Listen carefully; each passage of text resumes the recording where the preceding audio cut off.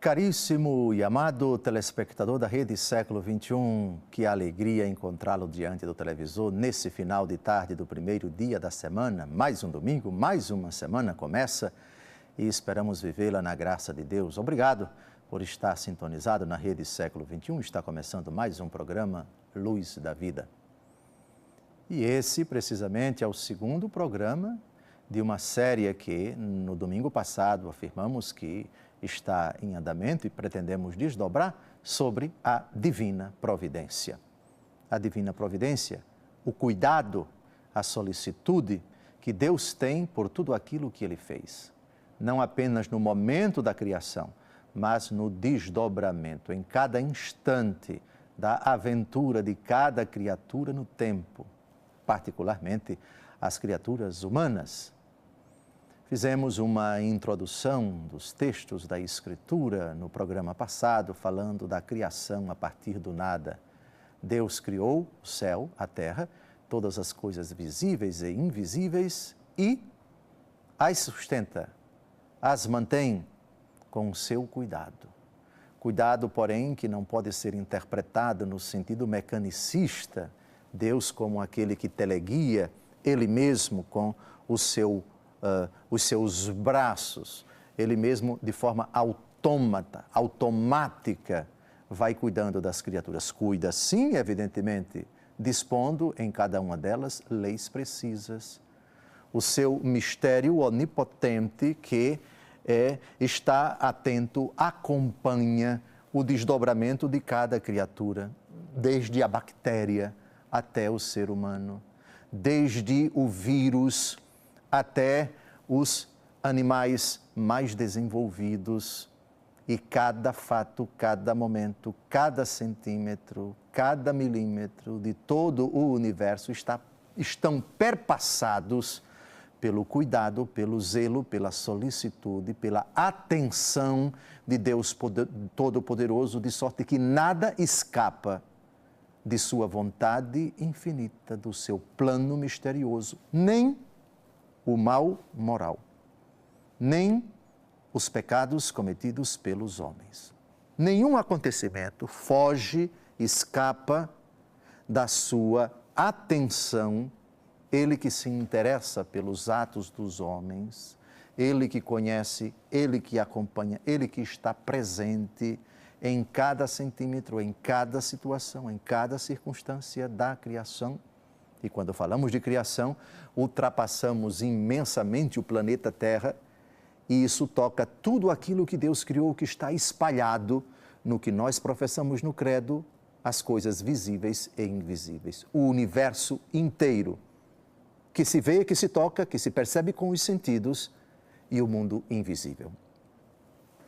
E é exatamente esse argumento que vamos desdobrar hoje.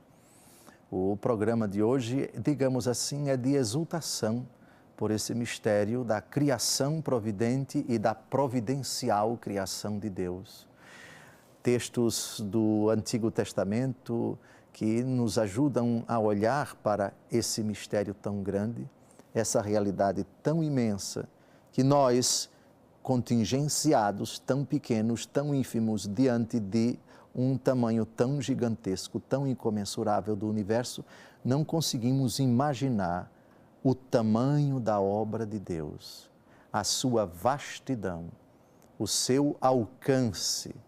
Isso escapa ao nosso conhecimento, porque até agora conhecemos praticamente nada desse universo, que, por outro lado, revela a obra das mãos de Deus, como diz o Salmo 18, os céus narram a glória de Deus e o firmamento anuncia a obra de suas mãos. E a primeira exultação que nós queremos fazer nesse segundo programa dedicado à providência divina é a exultação do profeta Jeremias, no capítulo 32, versículo 17. Ele, como que abismado, encantado, fascinado com esse tema, faz o seguinte suspiro, faz a seguinte oração. Vamos ao texto. Ah, Senhor Javé, fostes vós que fizestes o céu e a terra, com a força de vosso braço. Nada vos é impossível. Quando o texto sagrado utiliza expressões que denotam ação humana, características do corpo humano, nós temos que guardar as devidas proporções. Deus fez as coisas com a força do seu braço. Deus é espírito e não tem braço. No sentido estrito, obviamente, que a segunda pessoa da Trindade, Cristo Jesus, quando se encarnou, assumiu a forma humana e se tornou o verdadeiro homem. Jesus Cristo é a segunda pessoa da Trindade e, após a encarnação, verdadeiro Deus e verdadeiro homem.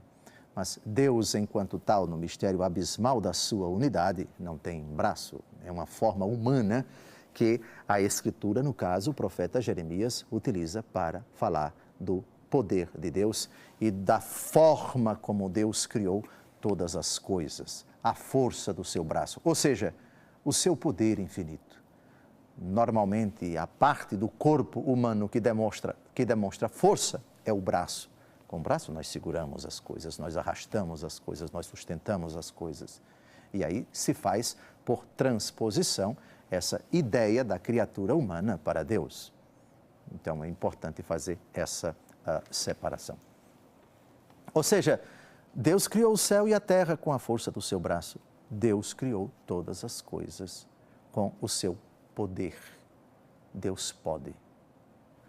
A segunda ideia é esta: nada vos é impossível. Nada, absolutamente nada. Vimos no programa anterior que Deus cria do nada. E isso evidencia o seu poder. Quem pode tudo? Isso não é nada para quem pode tudo, criar do nada. Deus pode absolutamente tudo, inclusive aquilo que ultrapassa a nossa razão. Deus não só pode aquilo que nós compreendemos que Ele pode. Deus pode fazer o que nós não compreendemos que Ele possa fazer. Ele pode tudo. Nada vos é impossível. Aquela discussão ridícula no meu entendimento de que se Deus pode fazer tudo, se nada a Ele é impossível, então Deus pode fazer o mal, Deus pode pecar. Isso não vem ao caso, nós não vamos entrar nessa discussão, nessa sutileza, que aliás é absolutamente irrelevante, porque em Deus o ser não se dissocia do agir. O agir segue o ser. O agir não segue o ser sempre na aventura humana por causa do pecado. Nem sempre o agir corresponde ao ser. Somos seres humanos, mas às vezes agimos como animais. Às vezes agimos sem pensar, sobretudo quando pecamos. Aliás, quando pecamos, pensamos muito mal.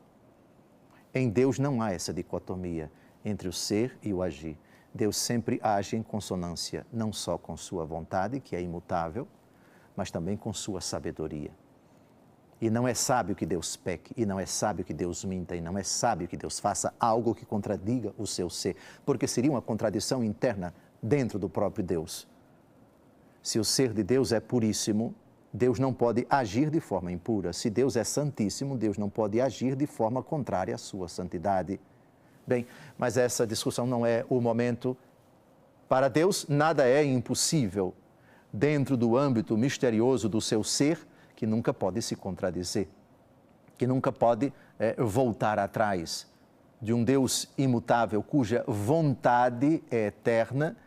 E quando se fala de voltar atrás, estamos falando de mudança, estamos falando de alteração. Logo, estamos confrontando, estamos contradizendo, estamos indo de encontro à ideia de um Deus imutável. Porque se Deus é imutável, Ele não muda. Se Ele não muda, Ele não pode fazer e depois desfazer, Ele não pode fazer e depois se arrepender. Também deixemos essa discussão de lado. Ela não entra incidentalmente na discussão sobre a providência, se bem que mais para frente, talvez no 20º ou 30º programa sobre o assunto, nós toquemos nessa questão de forma mais aprofundada. E chegou o momento de pedirmos a ajuda de Neemias no capítulo 9, versículo 6, para exultarmos também diante desse mistério do Deus providente. Vamos ao texto.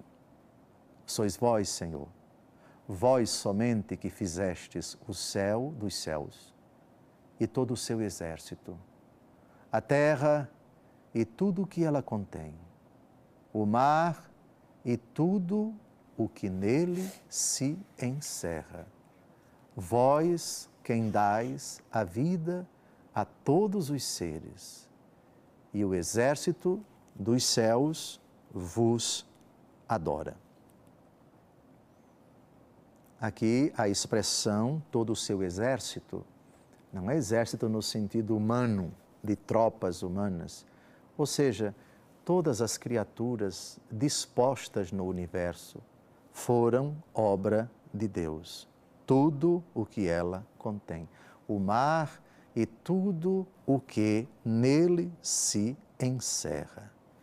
Exército dos céus, ou seja, tudo o que se encontra nos céus, as abóbadas, as constelações, as estrelas, os astros, os asteroides, os planetas, os cometas, os satélites, os buracos negros, se quiserem, tudo aquilo que orbita, tudo aquilo que está espalhado nessa vastidão é obra das mãos do Senhor. Aliás, o profeta diz, somente vós, Senhor, fizestes. Deus é o único autor de todas as criaturas. A criação é obra de um só. Vimos no encontro passado, no princípio, Deus criou.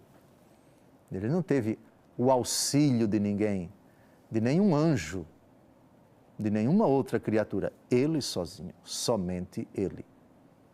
A ideia de uma coparticipação, já vimos, o maniqueísmo, heresia do primeiro século, que defendia a ideia de um princípio eterno mal e um princípio eterno bom, e ambos que sempre existiram brigaram entre si, e dessa briga surgiu o universo que está composto de coisas boas e coisas más. Essa ideia não é bíblica, é uma heresia inaceitável, é um ensinamento incompatível com a ideia do Deus único, Criador de todas as coisas visíveis e invisíveis. Não saia daí. No segundo e último bloco desse nosso encontro semanal, daremos continuidade, dessa vez com o livro dos Salmos, exultando diante do Deus providente, que é o Deus Criador, diante do Deus Criador, que é o Deus providente.